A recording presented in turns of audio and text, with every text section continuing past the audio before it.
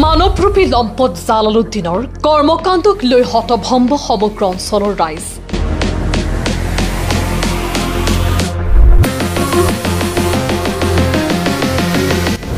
কিমান কম কি কম, যিমানেই কম সিমানেই যেন কম হ'ব এগৰাকী মানৱৰূপী দানৱৰ কথা।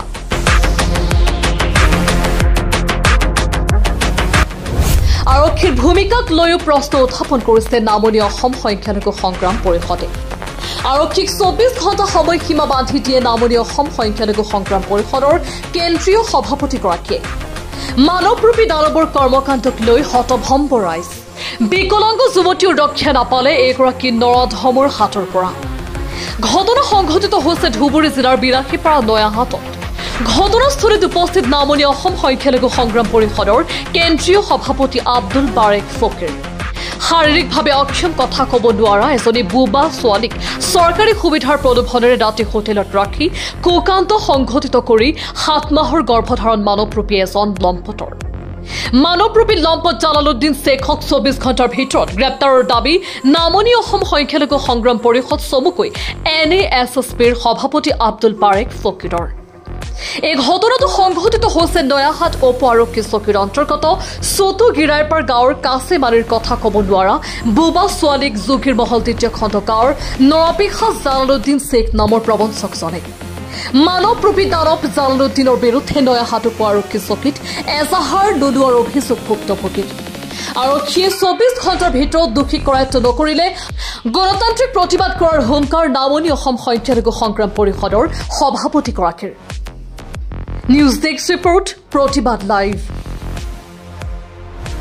যোৱাকালি আমি সংবাদ মাধ্যমৰ যোগেদি এটা অভিযোগ পাইছিলোঁ আৰু ব্যাপক ধৰণে ভাইৰাল হৈ আছে যে আমাৰ এই যোগীৰ মহলৰ দ্বিতীয় খণ্ড গাঁৱৰ এজন বয়োজ্যেষ্ঠ ব্যক্তি, যিজন ব্যক্তিক আমি নৰপিখাজ বুলি ক'ব লাগিব, জালালুদ্দিন শ্বেখ নামৰ এজন প্ৰবঞ্চক, সেই ব্যক্তিজনে আমাৰ এইগৰাকী মহিলাক, তেওঁ যিহেতু বোবা কথা ক'ব নোৱাৰে, এই মহিলাগৰাকীক বিভিন্ন ছল ছতৰাৰে তেওঁ এটা বছৰৰ পৰা তেখেতক ব্লেকমেইল কৰি তেওঁৰ লগত শাৰীৰিক সম্পৰ্ক গঢ়ি তুলিছিল আৰু শাৰীৰিক সম্পৰ্ক কৰি 7 মাহৰ গৰ্ভধাৰণ কৰিছিল। আৰু গৰ্ভধাৰণ কৰাৰ পিছত যেতিয়া পৰিয়ালৰ মানুহে খবৰটো সম্পূৰ্ণৰূপে জনাজনি হৈ গ'ল, তেওঁলোকে থানাত এজাহাৰ দাখিল কৰিব বিচাৰিছিলে আৰু এজাহাৰ দাখিল কৰাৰ সময়ত তেওঁলোকে আৰু এটা তেওঁলোকক প্ৰলোভন দি তেওঁলোকক এই ছোৱালীজনীক বিয়া পতাৰ প্ৰলোভন দি তেওঁক প্ৰথমে তেওঁৰ বিয়া পাতে আৰু সেই বিয়াটো এনেকে পাতে যে আজিৰ পৰা 2 মাহ আগত ছোৱালীগৰাকীক লৈ যায়, কিন্তু সেই ছোৱালীগৰাকীক যি ৰেজিষ্টাৰ দেখুওৱা হৈছে সেই ৰেজিষ্টাৰ কিন্তু প্ৰায় 1 বছৰ আগত, আৰু 1 বছৰ আগত দেখুৱাই ডুপ্লিকেট কৰি এটা জাল আপোনাৰ ৰেজিষ্টাৰ কৰি তেখেতক যি গৰ্ভধাৰণৰ যি প্ৰক্ৰিয়া সেয়া নষ্ট কৰাৰ কাৰণে এই পৰিকল্পনা কৰিছিল আৰু সেয়া নষ্ট কৰি এতিয়া তেওঁক হাৰাশাস্তি কৰা পৰিলক্ষিত হৈছে। আৰু তেওঁলোকে বিলাসীপাৰা থানাৰ অন্তৰ্গত নয়াহাট উপ আৰক্ষী চকীত এজাহাৰ দাখিল কৰিবলৈ গৈছিলে আৰু অভিযোগ অনুসৰি তেওঁলোকে ষ্টেটমেণ্ট দিয়া অনুসৰি তেওঁলোকে যোৱাৰ পিছত যিহেতু আজিকালি এজাহাৰ লিখি লৈ যাব নোৱাৰে, তেওঁলোকে এনে গৈ আইচিক সম্পূৰ্ণ কথা তেওঁলোকে জনাইছিল, অৱগত কৰিছিল, কিন্তু আইচিগৰাকীয়ে তেখেতক সেই এজাহাৰখিনি কিন্তু লেখি তেওঁলোকক এজাহাৰ কিন্তু পঞ্জীয়ন কৰা নাছিলে আৰু আজিৰ দিনলৈকে আৰক্ষী কোনো ধৰণৰ বিহিত ব্যৱস্থা কৰা। গতিকে আমি যিখিনি অভিযোগ পাইছো, অভিযোগ অনুসৰি কথাটো হৈছে যে নয়াহাট আৰক্ষী চকীয়ে কিন্তু ইয়াৰ বিপক্ষে যিজন ব্যক্তি তাৰ বিৰুদ্ধে কিন্তু এজাহাৰ দাখিল কৰিব সাহস কৰা নাই। আমি অভিযোগ উত্থাপন কৰিছো যে সেই জালালুদ্দিন নামৰ যি লম্পট ব্যক্তিগৰাকীৰ লগত নয়াহাট আইচি আচলতে সম্পৰ্কটো কি। যদিহে কোনো ধৰণৰ সম্পৰ্ক নহয় তেনেহ'লে আইচিগৰাকীক মই আজি ফোন কৰিছিলোঁ, আইচিগৰাকীয়ে কৈছে মই সম্পূৰ্ণ ঘটনাটো জানো। সম্পূৰ্ণ ঘটনা জানা মানে কি? সম্পূৰ্ণ ঘটনা জনাৰ পিছত কিন্তু দায়িত্বশীল এজন আৰক্ষী বিষয়াৰ কৰ্তব্য হৈছে তেওঁ নিজাববীয়াকৈ এজাহাৰ দাখিল কৰিব লাগিব।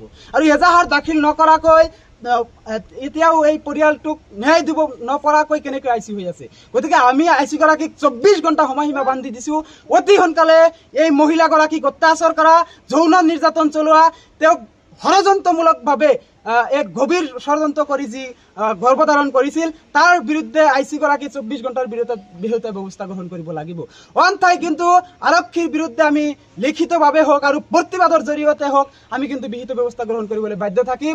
আৰু আমি নামনি অসম সংখ্যালঘু সংগ্ৰাম পৰিষদে অতি স্পষ্টভাৱে ক'ব বিচাৰিছো, আৰক্ষী বিষয়াই যদি এই ছোৱালীগৰাকীক 24 ঘণ্টাৰ ভিতৰত যদি ন্যায় প্ৰদান নকৰে আমি কিন্তু ৰাজপথত ওলাই যাবলৈ ৰাইজৰ সহযোগিতা লৈ আমি কিন্তু বাধ্য থাকিম। তাৰ কাৰণে আমি আইচি গৰাকীক হুকিয়াই দিব বিচাৰিছো। ছোট বেটি আমার যে 7 মাসের থেকে আমার গর্ব হয়েছে, কেস দিয়ে গেছি, আইসি যে আমার কেস নেয় নাই। কোন থানার? নয়া কি কইছে আইসি তোমাক? কি কইলে? দুদিনের জন্য আপসন আর আমার কইছে কোর্ট কেস করেন, মানে তথাপি থানাত কেস নিবে নয়, আমার কোর্ট কেস দেয় দিচ্ছে, কোর্ট থেকে কেস করে দিচ্ছে। এতটুকুই আমার শুক্র বিচার যেটু আমরা এটা চাই, আমার মেয়েটা শুক্র বিচার পায়, এইটুকু অনুরোধ, আর কোনো আপত্তি আমার নাই।